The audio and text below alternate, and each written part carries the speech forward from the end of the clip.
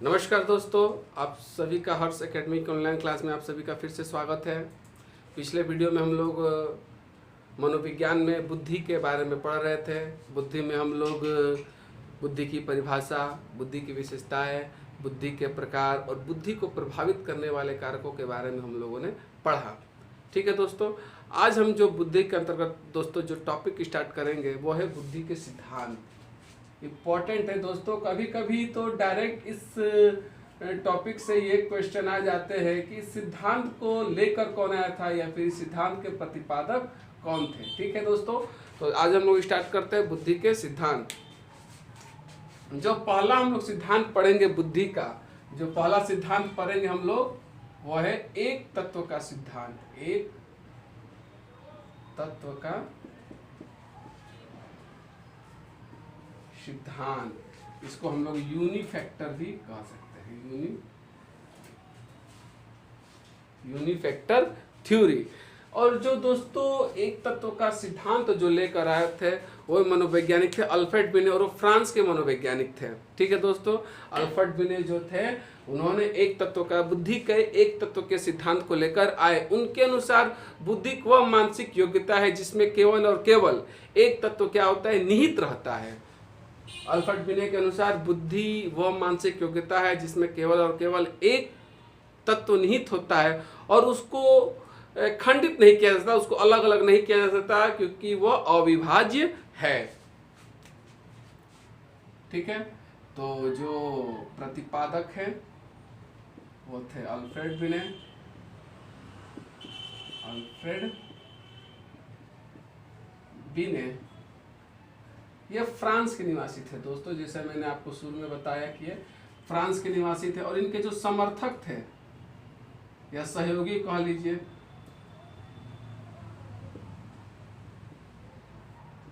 Stern,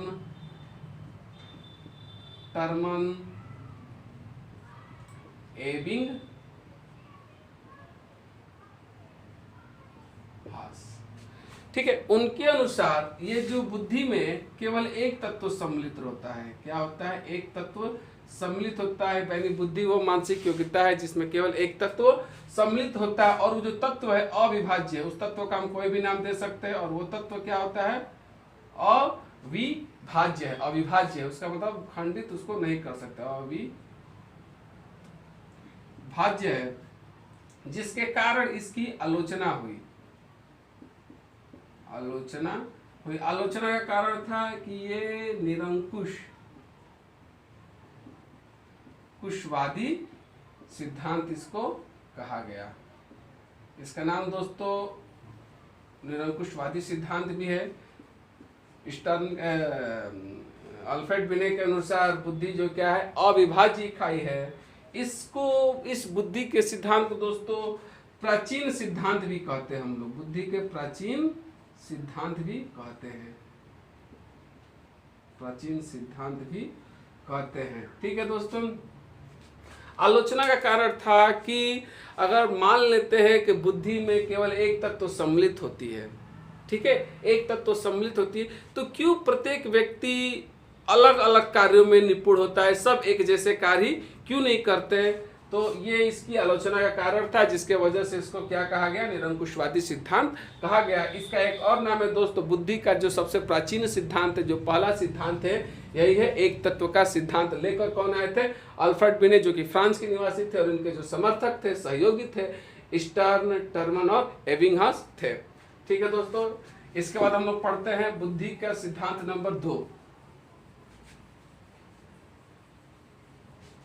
बुद्धि के सिद्धांत में दोस्तों जो दूसरा जो सिद्धांत है, उस सिद्धांत का नाम है दो तत्वों का सिद्धांत। क्या नाम है दोस्तों? दो तत्व का सिद्धांत।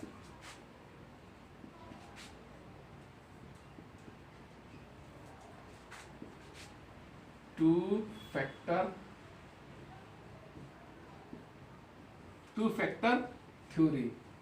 दोस्तों ये सिद्धांत जो है बुद्धि का, दो तत्व कह लीजिए, दो कारकीय कह लीजिए, द्वितत्व ही कह लीजिए, ये जो सिद्धांत है, ये जो सिद्धांत लेकर आए थे दोस्तों, इनके जो प्रतिपादक है इस सिद्धांत के, एक्चुअली वो है स्पीयरमैन। स्पीयरमैन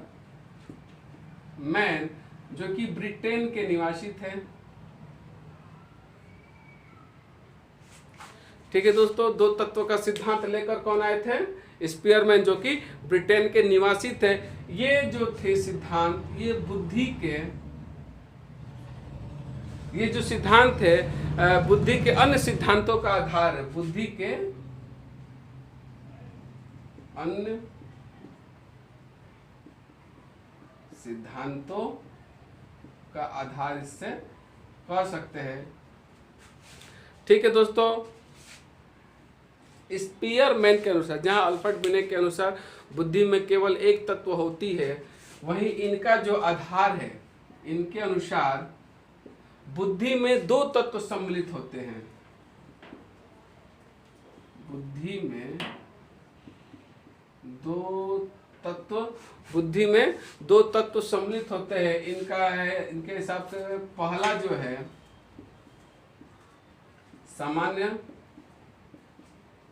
कारक, और जो दूसरा है वो है विशिष्ट कारक। विशिष्ट, ठीक है दोस्तों, जो पहला है वो सामान्य कारक है और जो दूसरा है वो विशिष्ट कारक है। सामान्य कारक जो है दोस्तों, ये सभी प्रकार के मानसिक क्रियाओं का मूल है। ये सामान्य कारक जो है क्या है? सभी प्रकार के मानसिक क्रियाओं का मूल है। सभी मानसिक क्रियाओं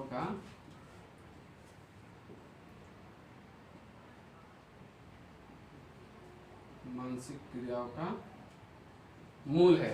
ठीक है दोस्तों, कहने का मतलब क्या होता है? ये सबसे इंपॉर्टेंट फैक्टर है। ठीक है, यानी ये सभी क्या है? सभी मानसिक क्रियाओं का मूल है। और जो ये विशिष्ट कारक है, यह केवल व्यक्ति की विशिष्ट कार्य से संबंधित होता है। व्यक्ति के विशिष्ट कार्य से है।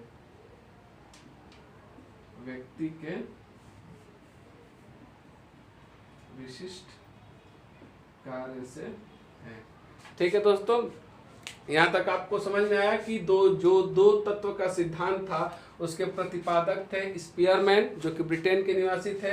इन्होंने बुद्धि के अन्य सिद्धांतों का आधार कहा जाता है। और इनका जो आधार है कि बुद्धि में दो तत्व सम्मिलित होते हैं। सामान्य कारक जो सभी मानसिक क्रियाओं का क्या होता है?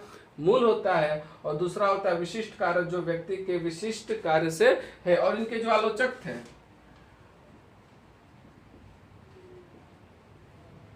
इनके भी आलोचक हुए दोस्तों, एक थर्स्टन और गिलफोर्ड। दोस्तों, थर्स्टन वो व्यक्ति है जिन्होंने इनका आलोचना करके अपना बहुकारक का सिद्धांत इन्होंने दिया था, थर्स्टन ने। ठीक है दोस्तों, ग्रुप थ्योरी जिसको कहते हैं। इसी में आगे देखते हैं हम लोग। यहां तक आप लोग को समझ में आया? स्क्रीनशॉट ले लीजिए इसका।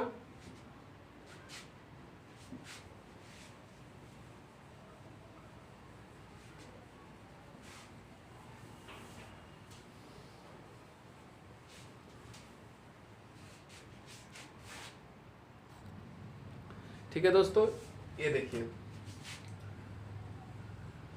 जो अभी हम लोग पढ़ रहे थे दो तत्वों के सिद्धांत में, जो स्पेशल फैक्टर है, विशिष्ट कारक जो है वो स्पेशल फैक्टर, और ये है जी फैक्टर।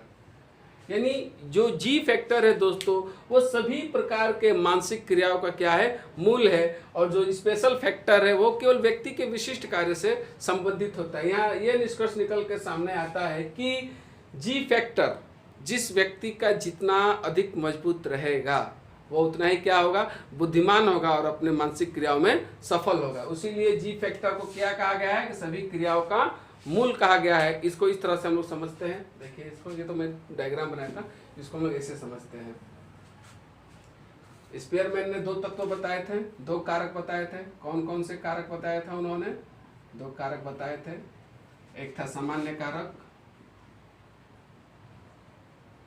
सामान्य कारक, इसको GF बोलते हैं। क्या बोलते हैं?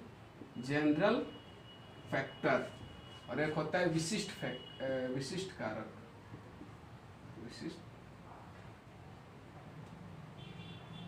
जिसको हम लोग SF कहते हैं।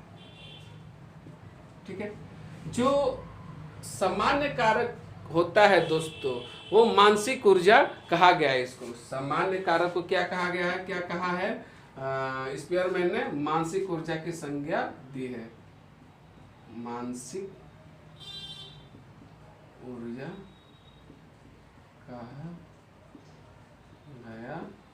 ठीक है, मानसिक ऊर्जा कहा गया है। जी कारक अनिवार्य है,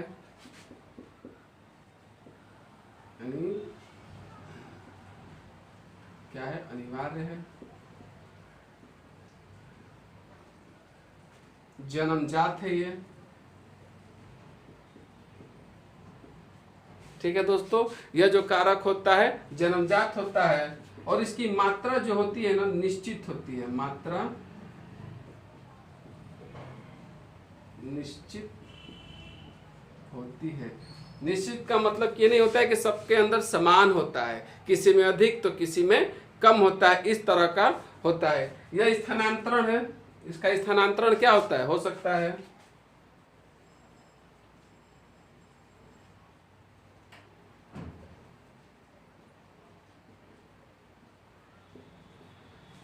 प्रशिक्षण का कोई प्रभाव नहीं पड़ता, अनुभव का कोई प्रभाव नहीं पड़ता। प्रशिक्षण अनुभव का प्रभाव नहीं पड़ता।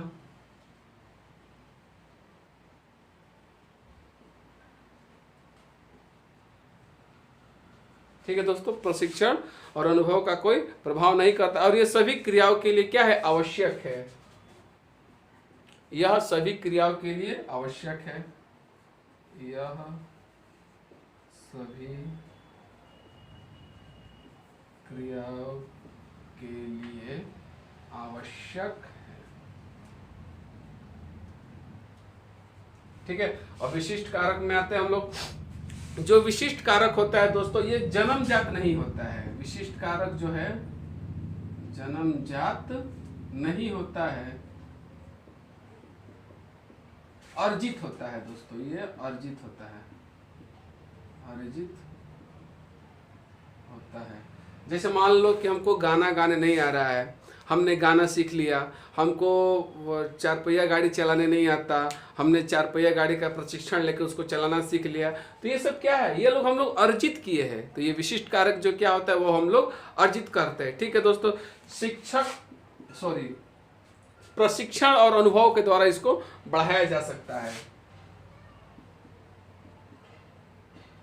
प्रशिक्षण और अनुभव के द्वारा बढ़ाया जा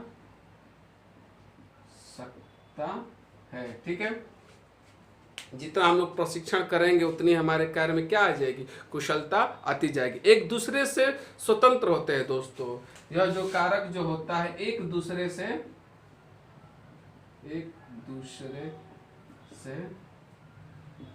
स्वतंत्र होती है। जैसे कहने का मतलब है दोस्तों, जैसे मान लो कि एक ने विशिष्ट कारक अपने अंदर अर्जित कर लिया, जैसे वो गाना गाना सीख लिया है उसका। ठीक है, क्या करना सीख लिया? वो उसने गाना गाना सीख लिया। तो ये नहीं कि वो कोई दूसरा चीज नहीं सीख सकता है। वो अपने प्रशिक्षण और अनुभव के आधार पर पेंटिंग करना भी सीख सकता है। इसीलिए इसको क्या होता है? ये एक दूसरे से क्या होते हैं? स्वतंत्र होते हैं। कार्य के अनुसार अंतर होता रहता है इसमें।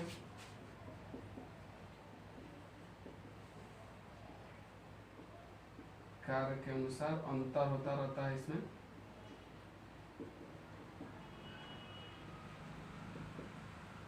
अंतर होता रहता है और हर में इसकी जो मात्रा होती है दोस्तों वो अलग अलग होती है।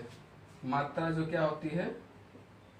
मात्रा अलग अलग होती है।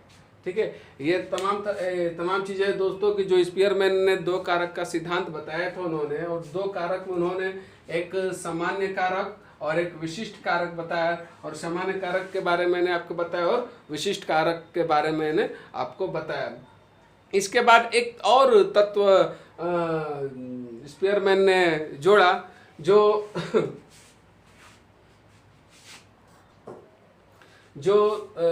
स्पीयरमैन ने एक और कारक जोड़ा। उस कारक में उन्होंने जो कारक उन्होंने जोड़ा, उस कारक को उन्होंने समूह कारक की संज्ञा दी है। ये जो त्रितत्व का जो सिद्धांत है, तो इसको इन्होंने क्या संज्ञा दी है? समूह कारक, इसका इन्होंने नाम दिया है, जिसके वजह से थॉर्नडाइक ने इस सिद्धांत की बहुत आलोचना की, और आलोचना के पश्चात थॉर्नडाइक ने बहुकारक का सिद्धांत उन्होंने दिया। ठीक है दोस्तों, आज के लिए इतना ही रहने देते हैं। आशा करता हूँ आप लोग को मेरा वीडियो आज पसंद आया होगा। नेक्स्ट वीडियो में हम लोग थर्स्टन, गिलफोर्ड और जितने भी मनोवैज्ञानिक हैं, उन सबके बुद्धि के सिद्धांत को हम लोग लेकर हाजिर होंगे। तब तक के लिए धन्यवाद।